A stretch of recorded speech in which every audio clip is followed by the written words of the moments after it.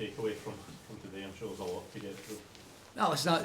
Where I need to start is I'm immensely proud of the players for what they put in. This was never going to be an easy couple of days for us. You could see how fatigued they were. You could see that we were starting to drop like flies towards the end. If I had another few substitutions, I would have made them because players were kind of out on their feet.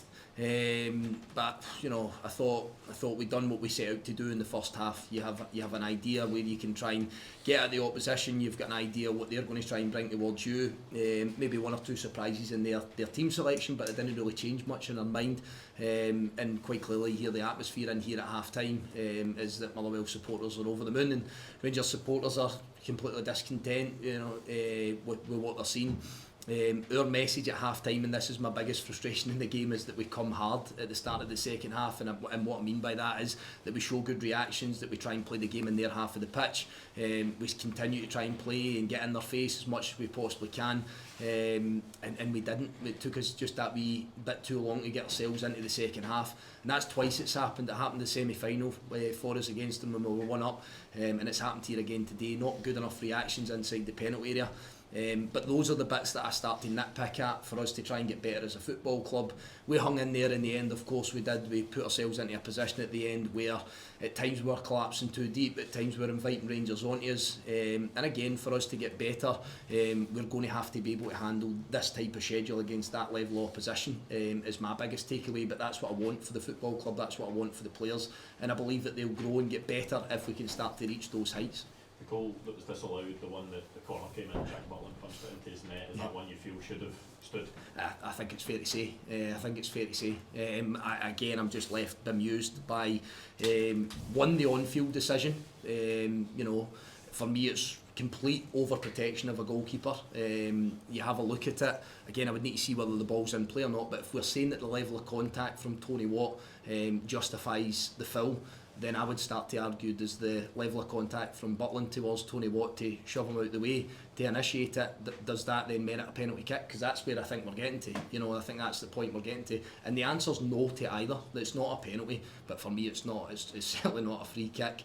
You know, Tony's doing his job in the goalkeeper, which you're allowed to do. I think I seen an instant a few weeks ago. I think it was Tottenham. I think it was Spurs, and they score direct from a corner. And there's a similar type of instant.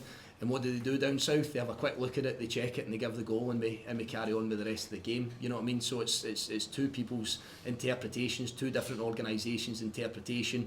Down there, they play on. There's no overprotection of the goalkeeper, but for some reason today here, we've decided that there's enough to merit a free kick. I think it was 8 VAR checks in total, 10 minutes at the end of the game. I mean, you as a manager at that point must be tearing your hair out. I'm tearing my hair out, and see at the point where I then start to get frustrated. My frustration's purely pent up from this is now going into the realms of 5 and 6 weeks, 7 weeks with key decisions that I believe are going against us. Some of them have been confirmed as wrong, and we almost get a, you know, it's kind of a pat in the head, and we got that one wrong, we'll move on to the next one.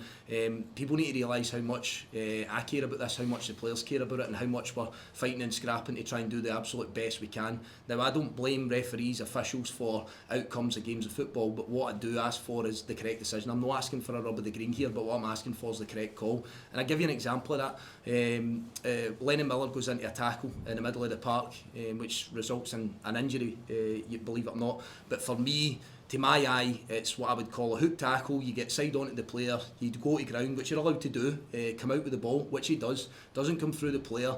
We actually check that for a red card. There's a red card check within that tackle. Referee instantly books him.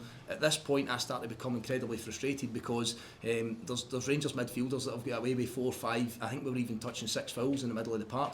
Now that's fine, that's part and parcel of the game, but that affects and changes how you play the game. You're now in a knife edge in the game in this country. That's where it starts to boil over for me. People might see that as a kind of insignificant incident. It's not when you're playing against that level of quality and players that can do what they can do to you. You have to try and, I'm saying, gain every advantage. You're just looking for parity, you're just looking for things to be very, very similar, and that Lennon Miller comes out with a perfectly good challenge, fine, play on. But if it goes the other way and we start mounting up 4 or 5 fouls, that's generally persistent foul, and that's how I see it. But that wasn't the case, and hence I ended up watching the rest of the game in the stand, and usual bit, they'll throw the book at us and there'll be another suspension to come and all the rest of it, but I'm not going to change. I feel passionately about the game, I feel passionately about this football club, and I feel passionately about what I see on the pitch and calling it as I see it. Stuart, can you explain why you get sent off and how it worked? Did you get a first yellow for the Lennon Miller? Yeah, it was in the reaction to that. I was flabbergasted that it was given as a yellow card. And again, I'm a passionate person. Sometimes, you know, you'll see a bit of emotion. Sometimes you'll see, but for that one, there was nothing abusive or anything like that towards the fourth official, towards the linesman. I was just flabbergasted with the decision. I've since seen it, and I still stand by what I said. And then the second one, listen, let's put it down to a breakdown of communication between myself and the fourth official. And I'm probably not prepared to go into any further than that. But as I say, I'm the type of person that wears my heart on my sleeve, and I'm not going to change for that. Cheers. Cheers. See you later.